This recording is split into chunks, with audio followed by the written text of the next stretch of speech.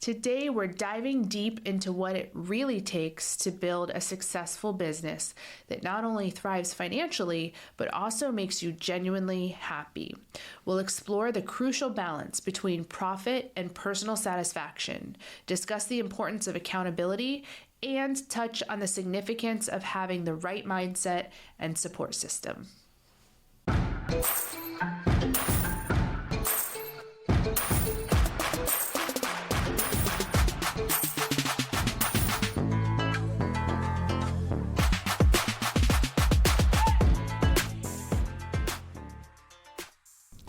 Lady bosses, are you working even after putting the kids to bed but still not getting results? Are you tired of spending money on ads that aren't getting engagement? Do you feel burdened that you aren't fulfilling your purpose in life because you are so consumed with work? I'm your host, Brooke Bolts. I'm an attorney and founder of Bolts Legal. I started my business and in 1 year was bringing in 7 figures and am now bringing in multi-7 figures. And I'm your co-host, Rachel Bolts, owner of Bolts Media. I've helped many businesses build their online presence and increase their revenue through digital marketing. Want to hear how we did it? We are here to help you achieve your goals personally, professionally, and spiritually. So kick off your high heels, sit back, and let's ignite that passion. We're Miss Biz, where we're putting the Miss in biz. Let's get biz done. Have you ever wondered why some entrepreneurs seem to have all the financial success and personal happiness while others struggle to just find the right balance? It's not magic. It's all about aligning your business goals with your core values and making a conscious choice to focus on what truly matters to you. I also think that as Christians, there's a faith component too, that a lot of your joy and happiness comes from within and comes from a relationship with God. So there's only so much a business can do for you, but it certainly can add to your satisfaction and happiness from day to day. I mean, we all have seen the celebrities who seem to have it all and then are just miserable and depressed and everything else. So money can't buy happiness, but having money and having a business that's aligned with your values can certainly put you on the path towards happiness. Research from Harvard Business Review shows that companies with a strong alignment between employee values and business values are 30% more likely to have higher employee satisfaction and 20% more likely to see increased profitability. This highlights the impact of value alignment on both happiness and financial success. I like this because I think so many times when we sit down and think of our goals or our priorities for business, we don't think about what the employees' values are. What do the employees want? What would make them happier? We just look at what increases the bottom line or the business owner's happiness. But everything works together, and having a team who is motivated and doing their best and sticks around for the long term is key to achieving those other goals. Well, they follow the leader. So if they see the boss doing something, they're going to be likely to carry on those same steps. So it all comes from the very top. But the Small Business Administration found that 70% of small businesses that are based on the owner's passion have a higher chance of survival over the long term compared to those driven purely by financial motives. This shows that passion and value alignment contribute significantly to business longevity. We've kind of talked about this before, that I had an unpopular opinion that even if it's not something you're super passionate about, that if it pays the bills and allows you to be financially free, that you could have that time and ability to do the things that you're passionate about, because something you're not necessarily so passionate about is providing that way for you. And for many business owners, happiness comes from doing work that resonates with their values rather than just making money. The reality is that a business that aligns with your values will often see better financial results than one driven solely by profit. But achieving this requires more than just going through the motions. So, like, one thing that I see with you, Brooke, and how you run your business is that you are really passionate about being a voice for the voiceless, or for those who are not being compensated fairly. That revs you up.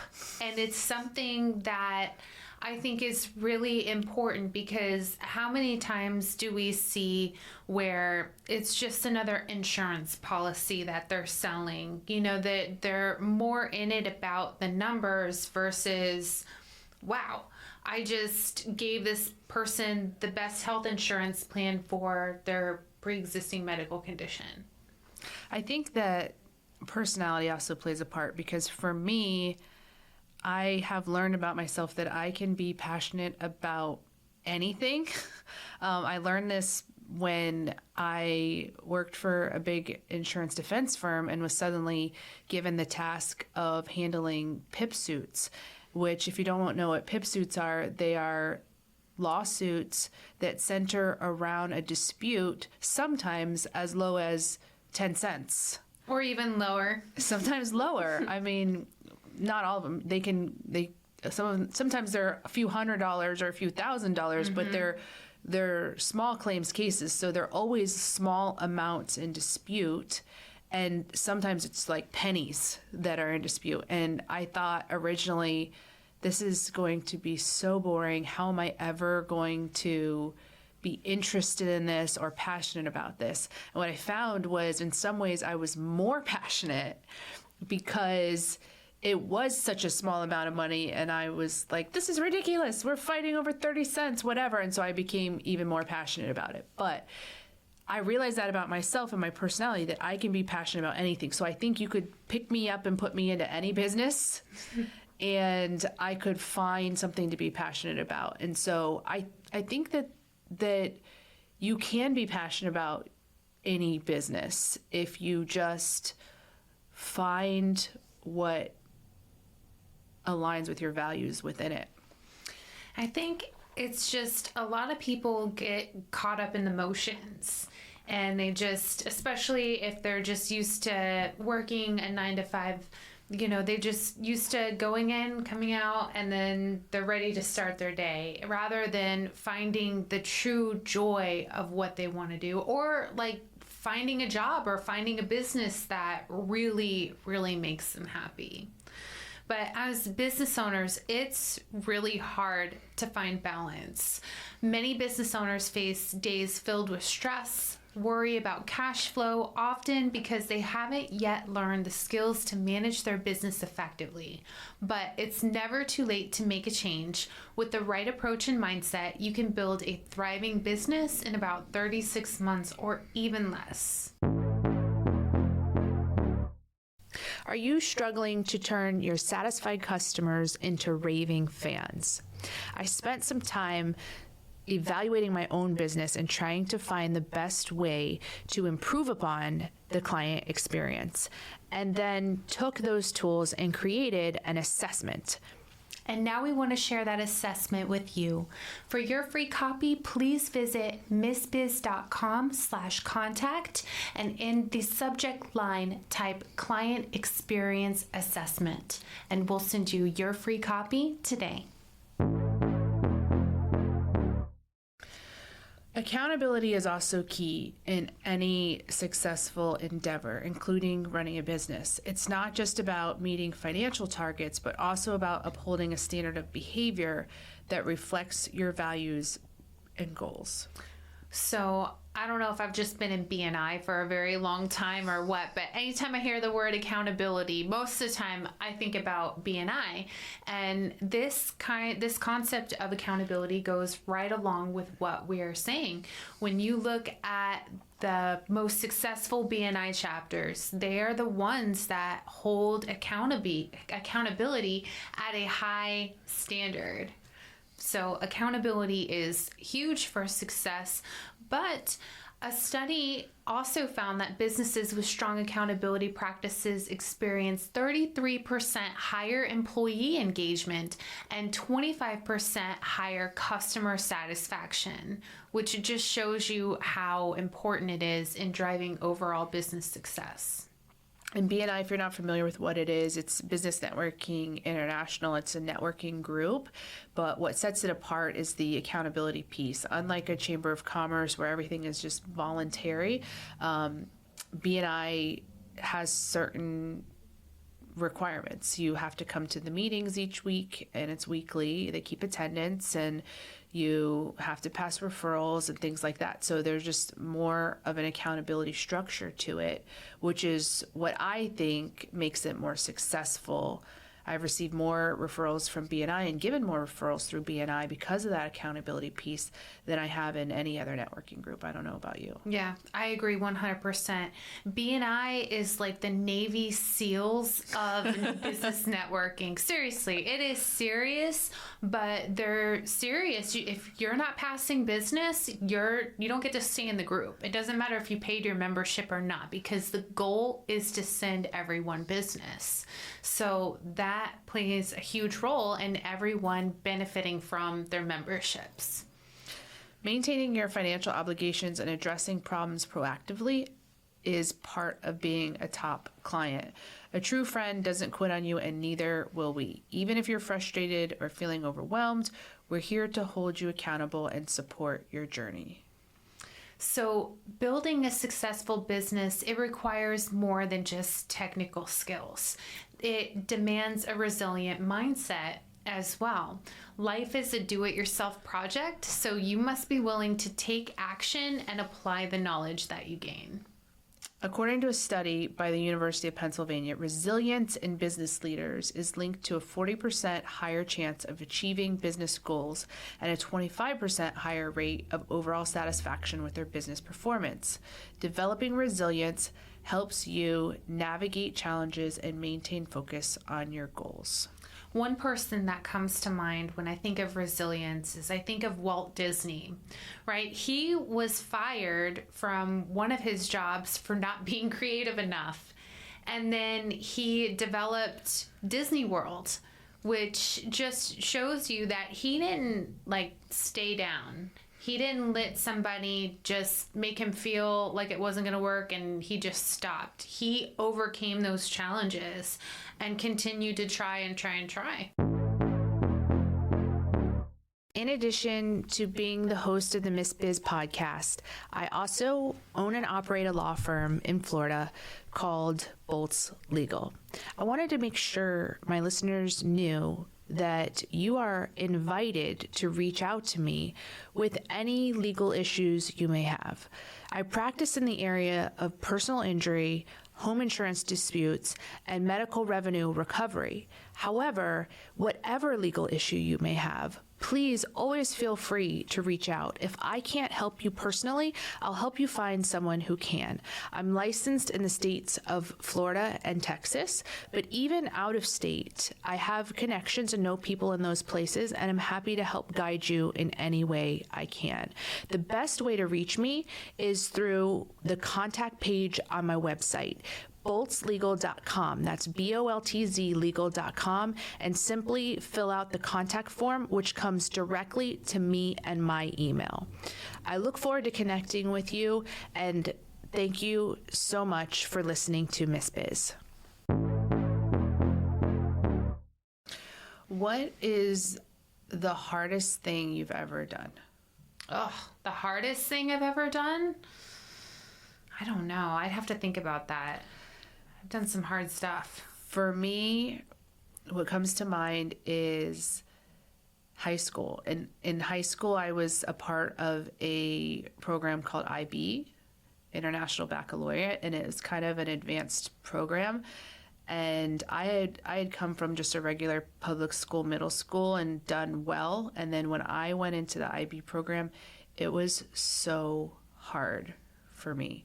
I got an F for the first time. I had to retake Algebra 2 in the summertime because I failed. And I was someone who did really well in school academically before that. It was so hard. I wanted to quit. I asked my parents repeatedly if I could quit. And so many people did quit. It was something like 80% of students quit over the 4 years and don't graduate with the diploma. And so I remember asking my dad, can I quit? And he said to me, if you just make it through the first year, just complete the first year. And if you still want to quit after the first year, I'll let you quit. And so I made it through the first year.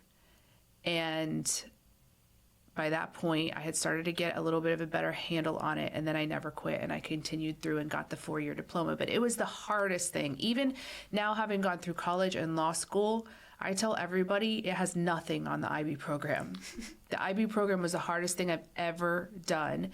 But because I stuck with it, it prepared me so well that college and law school were not hard for me in the same way. They were still challenging, of course, but definitely not like I learned the time management skills and those other study skills from the IB program that I took with me to the higher levels of education. And so that resilience really paid off for me and allowed me to go on to do bigger and better things. Yeah, and think about, had you not gone through that experience, your life could be totally different right now. Oh, for sure. I don't know that I would have become a lawyer because I saw colleagues and people who were not in a program like IB who struggled so much in college, didn't complete college, and then the same is true of law school. A lot of people would drop out because they just couldn't keep up with the academic rigors of it, whereas I in 9th grade got hit with that wake-up call. And so it was less of a challenge for me because I started earlier and younger learning how to work hard in that way. So to truly grow your business, you need to be committed to doing whatever it takes. It's not just about making money either. It's about pursuing your values and striving for excellence. So I think about a lot of business owners. There's a lot of different types of business owners. First off, you have some business owners that just want to sit back and not do anything at all, but they haven't yet set up the systems or structure to really get their lead funnels going to where they can take a step back from their business. They just wanted to start their business and never step forward. So you have those types who then they just continuously go through this pattern where they're not happy because they're not meeting their goals. And then you have some business owners who are, really hungry. They really love what they do. They really love to work, but they don't make enough time for what's important in life. And that can be difficult too, because if all you're doing is working all the time, it's hard to enjoy life.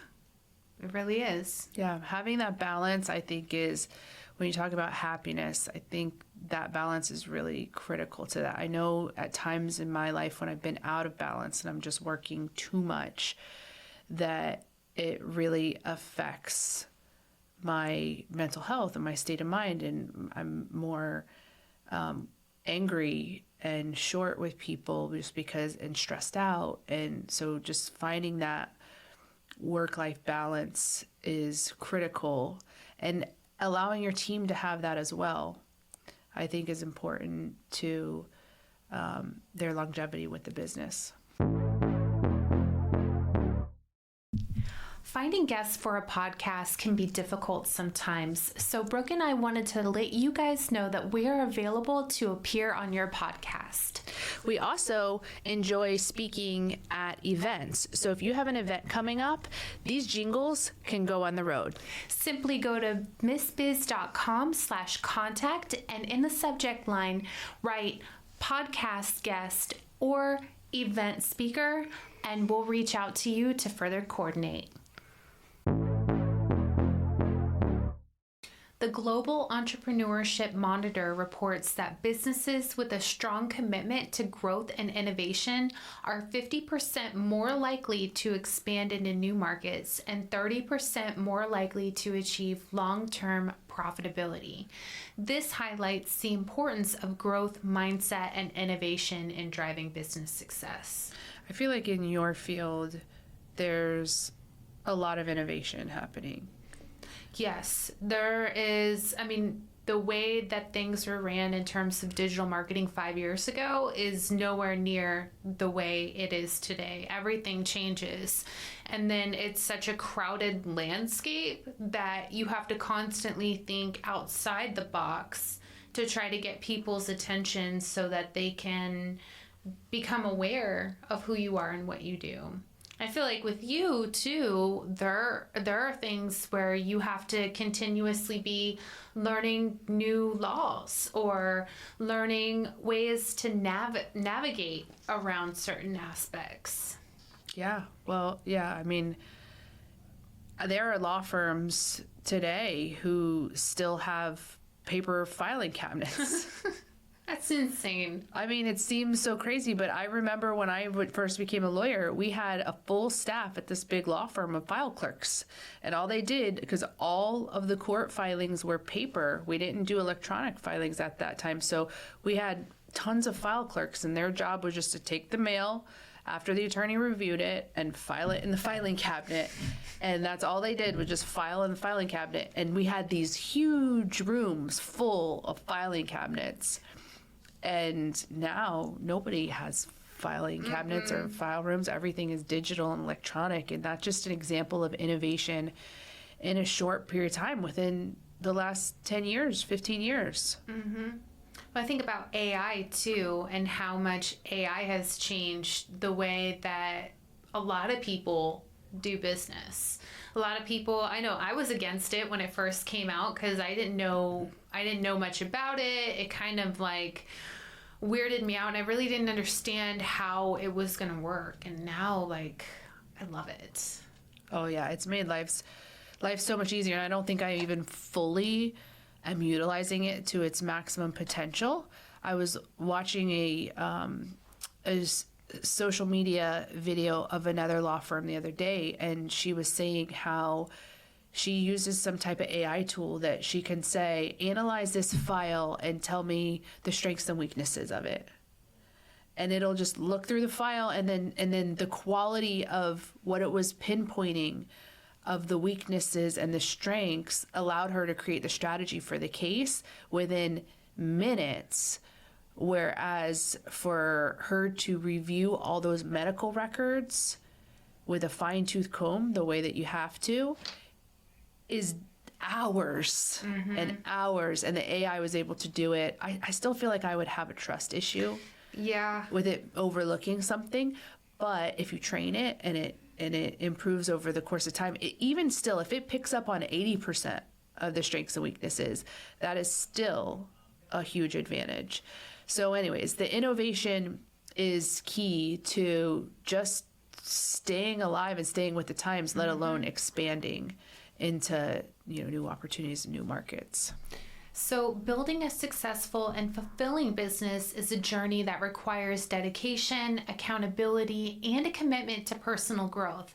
And by aligning your business with your values and embracing a resilient mindset, you can achieve both financial success and personal satisfaction. Thank you for tuning into today's episode. If you're ready to take your business to the next level, reach out to us and let's get started with Miss Biz Coaching. Remember, we're here to support you, but the journey begins with your commitment to change.